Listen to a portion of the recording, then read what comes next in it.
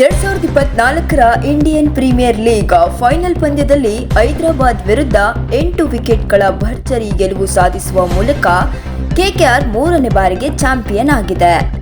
Cup ಗೆದ್ದಿದ್ದು KKR ಆದರೂ ದಾಖಲೆ ಬರೆದಿದ್ದು ಮಾತ್ರ ರಾಯಲ್ ಚಾಲೆಂಜರ್ಸ್ ಬೆಂಗಳೂರು ತಂಡದ ಸ್ಟಾರ್ ಬ್ಯಾಟರ್ ವಿರಾಟ್ ಕೊಹ್ಲಿ.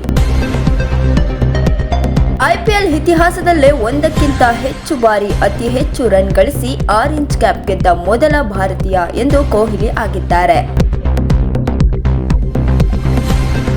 ಇನ್ನು 2024ರ ಐಪಿಎಲ್ ಸೀಸನ್ನಲ್ಲಿ 15 ಪಂದ್ಯಗಳಲ್ಲಿ ಬರೋಬ್ಬರಿ 741 ರನ್ ಗಳಿಸಿರುವ ಕೊಹ್ಲಿ ತಮ್ಮ ಅದ್ಭುತ ಬ್ಯಾಟಿಂಗ್ ಪ್ರದರ್ಶನಕ್ಕಾಗಿ ಆರೆಂಜ್ ಕ್ಯಾಪ್ ಬಹುಮಾನ ಪಡೆದಿದ್ದಾರೆ.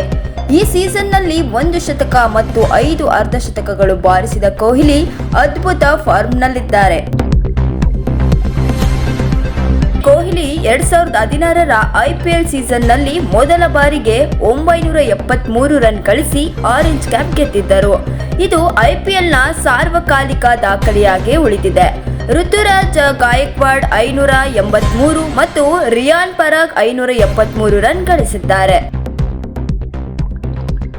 ಮತ್ತಷ್ಟು ಸುದ್ದಿಗಳಿಗಾಗಿ ನೋಡ್ತಾ ಇರಿ ಪಬ್ಲಿಕ್ ನ್ಯೂಸ್ 24x7. ಇದು ಸತ್ಯದ ಧ್ವನಿ.